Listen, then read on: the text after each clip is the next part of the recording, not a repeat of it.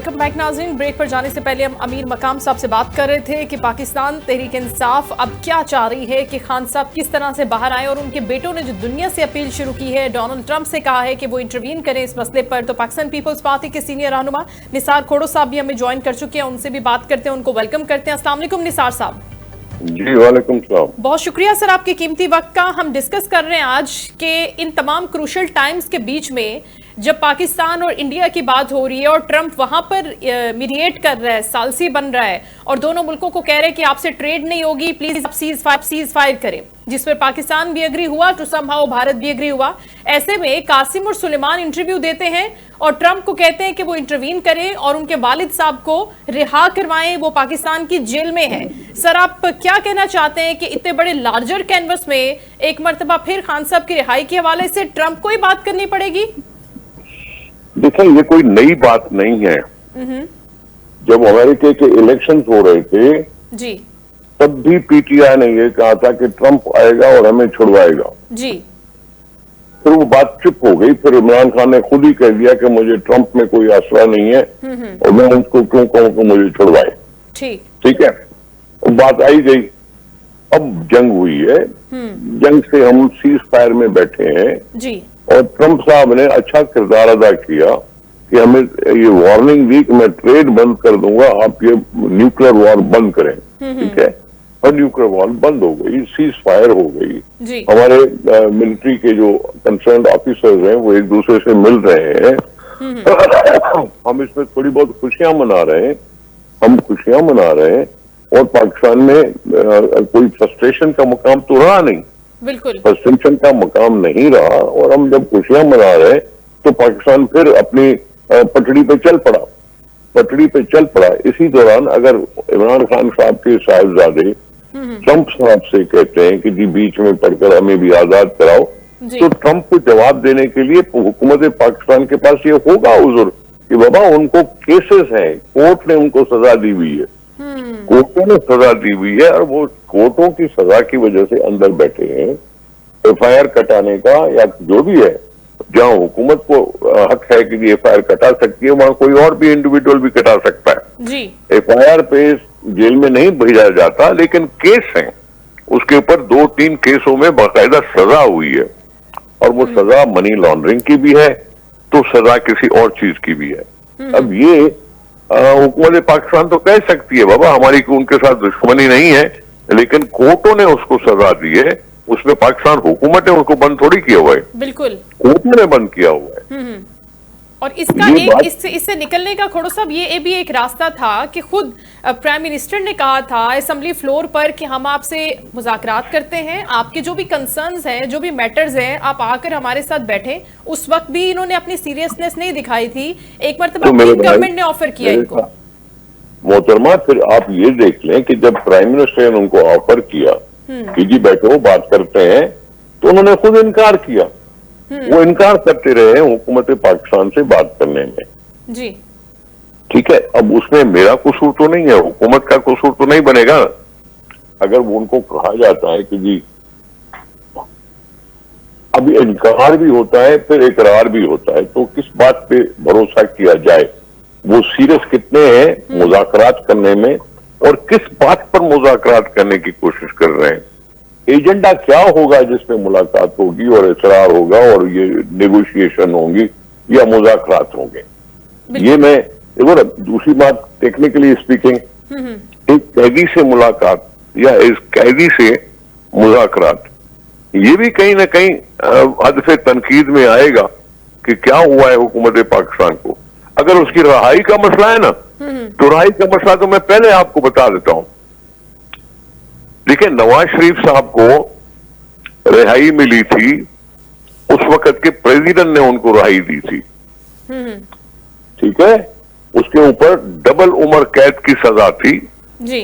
और वो डबल उम्र कैद की सजा को कंडोन करने का वाहिद तरीका क्या था कि प्रेसिडेंट को यह अख्तियार है कि किसी सजा को कंडोन कर सकता है, किसी की माफी, किसी की फांसी माफ कर सकता है, किसी को मुल्क छोड़ने की इजाजत दे सकता है।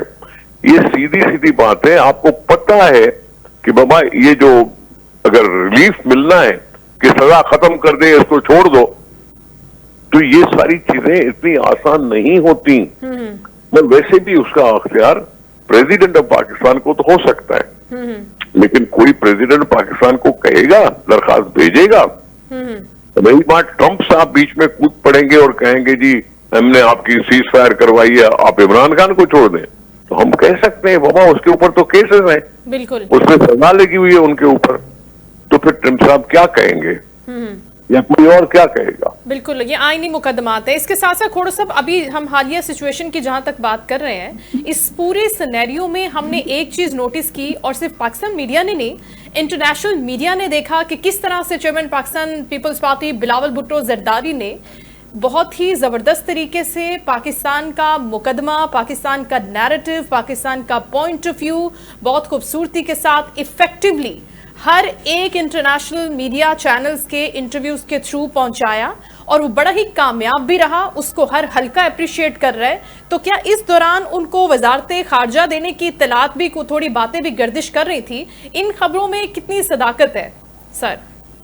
देखिए, अगर बिलावल साहब को वजारत खारजा मिली थी तो अपना एहसन किरदार अदा किया था।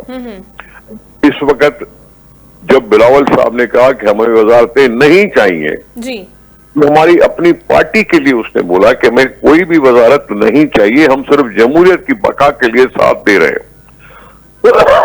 जमहूरियत जो पाकिस्तान में होना जरूरी है, जमहूरियत जिससे पार्लियामेंट्री डेमोक्रेसी बनती है, और उसने बारहा ये बात कही है कि जी हमें कोई वजारत नहीं चाहिए, हम नहीं लेंगे आपकी वजारतें। तो बाकी रही बात कि हुकूमत का साथ दे रहे हैं, तो हुकूमत की पॉलिसियों पर उन्होंने अपना किरदार अदा किया। इंटरनेशनली जाहिर है बेनजीर भुट्टो साहब के फर्जंद है, बेनजीर भुट्टो साहब का कदो कामत था दुनिया में, भुट्टो साहब का माना जाता था नाम दुनिया में, और उनके खानदान से अगर बिलावल भुट्टो साहब अपना किरदार अदा करके दुनिया को अपील कर सकते हैं, आपने खुद ही कहा और आम लोग भी कह रहे हैं कि बिलावल साहब का किरदार बहुत ही शानदार रहा इस सारे इस भूचाल में जहां जंग का सामान सा बन गया। तो ये करता रहेगा बिलावल साहब, पाकिस्तान के लिए ये करता रहेगा, जमहूरियत के लिए करता रहेगा, आइन के लिए ये करता रहेगा। पाकिस्तानियत पीपुल्स पार्टी में है। भुट्टो साहब पाकिस्तान के लिए जिया और मरा। बेनी साहबा अवाम के वोट की खातिर यहां आग में छलांग लगा दी। बिलावल साहब हो, आसिफ जरदारी साहब ने 11 साल कैद काट के क्या करा? जी पाकिस्तान चाहिए, पाकिस्तान चाहिए का मतलब क्या है कि जी हमें मुल्क चाहिए। बिल्कुल, हम सारी पीपुल्स पार्टी इसके फलसफे के साथ चलते रहते हैं कि जी हमें पाकिस्तान को बचाना है, जमहूरियत को बचाना है, आइन को बचाना है, लोगों को बचाना है। बिल्कुल, और लोगों पर कोई हमला करता है तो हम अपना किरदार तो जरूर अदा करेंगे। बिल्कुल। और पाकिस्तान पीपल्स पार्टी ने अभी जब हालिया पानी का मसला आया था तो इस पर भी बहुत ही अच्छे तरीके से, शानदार तरीके से अपना किरदार भी अदा किया था, लेकिन इसके साथ साथ हम वो चीज़ें, वो रिजर्वेशंस जो वफाकी हुकूमत से पाकिस्तान पीपल्स पार्टी को रहती हैं, बहुत से मसाइल हैं, 26वीं आईनी तरमीम का मैटर है, बजट के मसले हैं, IMF के साथ डील्स होती है, तो पाकिस्तान पीपल्स पार्टी कहती है कि एतमाद में नहीं लिया जाता, एतमाद साजी का फुकदान है। तो खोड़ो साहब, अभी कुछ मसाइल हल हो गए हैं, ट्रैक पर चल पड़ी हैं दोनों के मामलात, गुफ्तगू अभी भी कुछ? बिलावल साहब नौजवान है जी, लेकिन संजीदा सियासतदान है। वो जो बोलता है वो कर दिखाता है, और उसने कहा है कि मुझे रिजर्वेशन है, डेवलपमेंट स्कीम पर हमसे मशवरा होना चाहिए, तो वो करके दिखाएगा। ठीक, हमें अपने लीडर पर कॉन्फिडेंस है कि बिलावल साहब वो रवैया अख्तियार किए हुए हैं जो मुल्क के बेहतरी में है, अवाम की बेहतरी में है, और आंखों में आंखें डालने की हिम्मत रखता है। तो कल को भी अगर कोई ऐसा मसला हुआ तो आंखों में आंखें डालकर कहने की जुर्रत रखता है बिलावल साहब, और वो इस्तेमाल करता रहेगा। और अभी जो बजट के मामलात है सर, उसमें पाकिस्तान पीपल्स पार्टी कहां खड़ी होगी? उसमें भी एतमाद में लिया जाएगा? पीपल्स पार्टी को खड़ी होगी हुकूमत के साथ? मैंने क्या कहा, बजट में नाइंसाफी हुई तो कौन आवाज उठाएगा? Peoples Party. बिल्कुल ठीक है, बहुत शुक्रिया। निसार खोड़ो साहब ये कह रहे हैं कि अब भी जब भी ज्यादती होगी और जब भी मामलात के अंदर पाकिस्तान पीपल्स पार्टी को नहीं रखा जाएगा उस जगह पर जहां वो डिजर्व करती है, अगर वो हुकूमत की इत्तेहादी जमात है भी, ऑल दो कि आपने सीट्स नहीं ली, ऑल दो कि आपने वजारतें नहीं ली या उस पोजीशन पर नहीं है, तो जमहूरियत के लिए पाकिस्तान पीपल्स पार्टी जो कुर्बानियां दे रही है, इन पर है, जो काम कर रही है वो करती रहेगी।